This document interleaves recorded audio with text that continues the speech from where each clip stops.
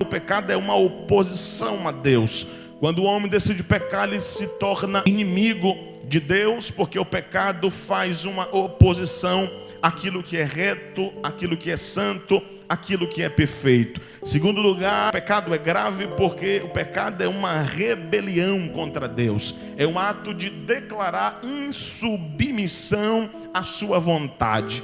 O pastor Elias Torralbo, ele expondo a doutrina da martiologia, que trata sobre a doutrina do pecado, ele chega a dizer que o pecado é um ato de provocação contra Deus. O pecado é grave porque ele gera a morte espiritual. O pecado é grave porque é um abuso da liberdade moral. O pecado é grave porque o pecado cria um novo padrão fora do padrão de Deus. O pecado é grave porque o pecado é iniquidade. O pecado é grave porque o pecado escraviza. O pecado é grave porque o pecado domina. O pecado é grave porque o pecado gera culpa. O pecado é grave porque o pecado lhe transforma em um réu diante de um juiz que tem a sua justiça implacável, e horrenda coisa é cair na mão desse juiz. O pecado é grave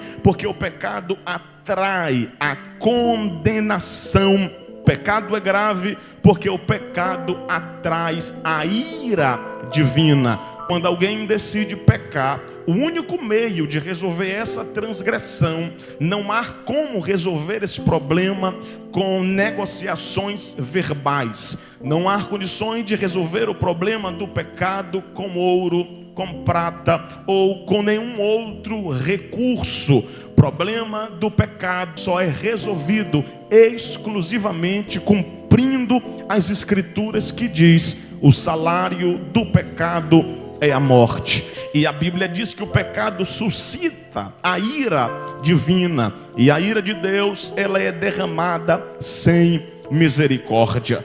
Quando digo aos irmãos que não há como resolver o problema do pecado sem morte, eu estou te lembrando que não há como Deus poupar, não há como Deus agir de uma outra maneira, pois Ele não pode quebrar, desfazer da própria lei que Ele mesmo estabeleceu. Quando nós observamos Gênesis capítulo 7, versículo de número 16, quando nós falamos em relação ao pecado, percebemos que quem fechou a porta da arca não foi Noé. O próprio Deus desceu e fechou a porta da arca pelo lado de fora. Quando nós falamos de pecado, vemos em 2 Pedro capítulo 2, verso 5, que a Bíblia diz que Deus não poupou os ímpios. Quando nós observamos ainda em 2 Pedro, capítulo 2, verso 6, Deus não poupou as cidades de Sodoma e de Gomorra. Ainda em 2 Pedro, capítulo 2, verso 4, Deus não poupou os anjos quando pecaram. Em Judas, capítulo 1, verso de número 6, Deus não poupou os anjos que desobedeceram e que seguiram a Satanás. Quando nós observamos em Romanos capítulo 11, verso de número 21, quando nós tratamos em relação ao pecado, percebemos que Deus não é complacente. Deus não poupou a Israel.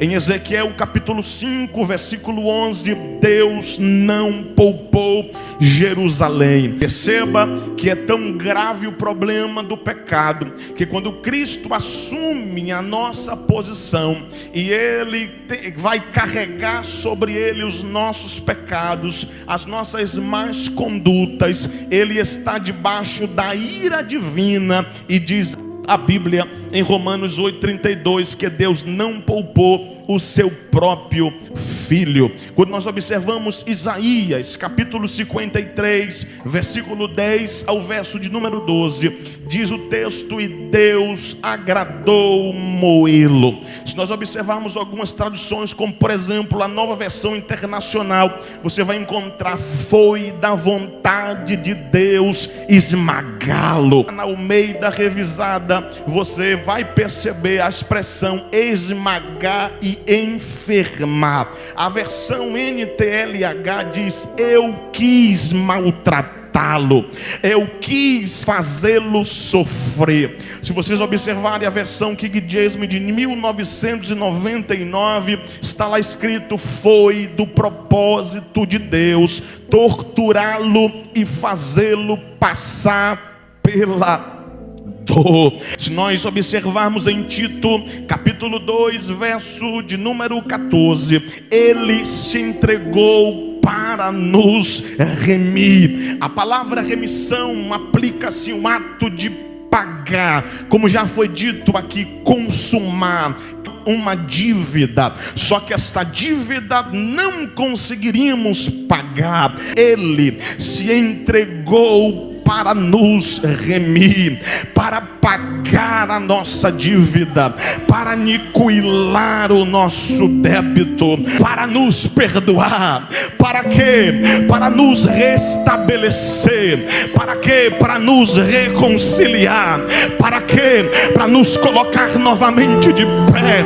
Já que sabemos para quê, tentaremos responder com um versículo: o porquê Deus não nos aniquilou, já que o pecado foi cometido por nós. O porquê Deus não nos exterminou, porque Deus não se agradou em me morrer, porque Deus não se agradou em me fazer enfermar, porque foi que Deus não permitiu que você fosse torturado e torturada. João capítulo 3, versículo 16, encontramos a resposta: porque Deus amou o mundo de tal maneira. Segura na mão de alguém e diga: foi por amor, foi por amor.